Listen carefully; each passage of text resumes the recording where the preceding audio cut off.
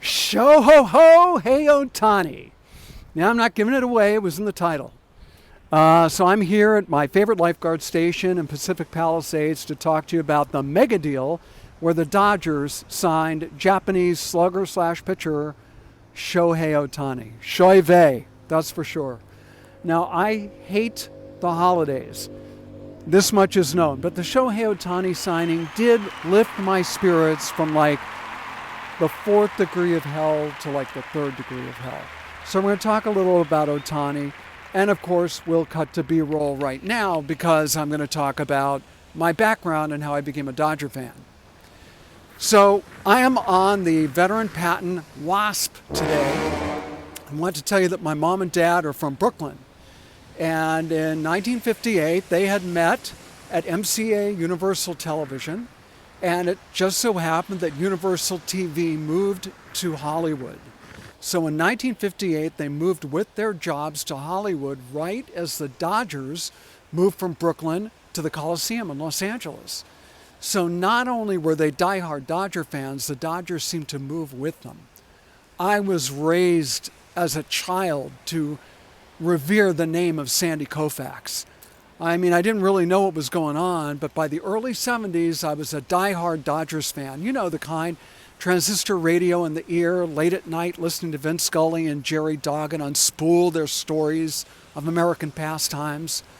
Ugh, it was great. Then in 1974, the Dodgers went to the World Series, and my mom had a come to Jesus, this is not about the holidays, come to Jesus talk with me. She said, Larry, the Dodgers are bums. They always have been bums, and they always will be bums, so don't get your hopes up. And of course, I thought the Dodgers were going to beat the mighty Oakland A's. And when they lost, I was disconsolate. And my mom nodded. She said, I understand, but Larry, they're bums. And they'll always be bums. So taking that into account, what have we learned in the years since? Well, mostly they're bums. They're pretty bummy when you get down to it. They choke a lot, they get to the brink, and they fail. And yet we still love the Dodgers. Why? Out of civic pride. They used to be a family team. In fact, in the early 80s, I worked for the Dodgers. I produced a documentary on sports writer Bob Hunter. I worked for their Diamond Vision system, and they paid me off in tickets so I could go to any game I wanted to.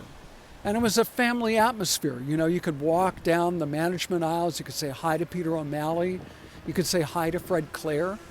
I mean, even Al Campanis was around in some capacity back then. So it was a different time and a different feeling. And you knew when they signed a player, it came out of their bank account.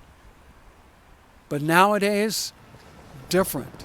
I mean, when I stopped working for the Dodgers, I eventually became a season ticket holder during the Fox years. And man, oh man, Fox had money coming out of their ears. They signed anybody they wanted to. It was a giant corporation controlling the Dodgers, and it felt a little weird. Then Frank McCourt came in and thought he would turn it back into a family-run team, and that was an unmitigated disaster. I remember talking to McCourt, who sat next to me in the season tickets one night, and I asked him if he was going to re-sign Adrian Beltre, who, by the way, will go into the Hall of Fame. And he said, Larry, you'll get your third baseman. And then he signed with the Mariners. So McCourt was a lying son of a bitch.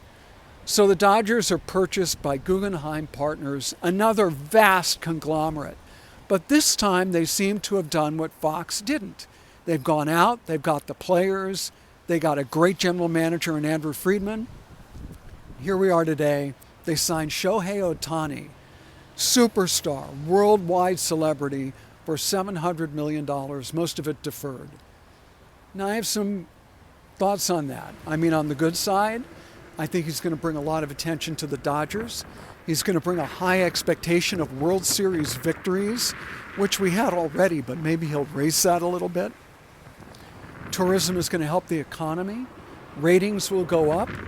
I think it's a great win for the Dodgers. From what I can understand, he's a great guy, a good teammate, and that matters. Matters to me. I mean, I really wasn't happy when Jeff Kent was on the team, if you know what I mean. On the not-so-good side, it really drives home the fact that this is a corporation. It is not a family. They don't give a shit about me. They don't give a shit about you. All they give a shit about is making money. And I mean, that's okay, but the kid in me wants the Dodgers to be about more. And I know this was a financial decision. I know they're going to make just as much money on Shohei Ohtani's image rights as they will paying out. This was almost a purely financial decision masked as fan service. So I'm a little cynical about it. I hope they go out and get the other Japanese pitcher, Yamamoto, who appears to be the best in the class. They might not. I'm sure they're going to field a fantastic team next year. And of course, I'll always root for the Dodgers. But, it's not like it was in the old days. What is, right? I really want my Dodgers to be about the logo. I apologize for this dangly cable. In my Christmas list, I wanted a wireless microphone. So maybe Santa, who doesn't exist, will give it to me. Or at least Amazon will. So you won't have to deal with this thing that looks like a bit of my brain, falling out. And we'll have some more B-roll of me riding around. But first, I want to give you my favorite scene from my favorite Christmas movie. Ready? Where are my detonators? I'll count to 3. 1, 2. Oops, no bullets. Sure y'all remember that one. Anyway, happy holidays. See you later.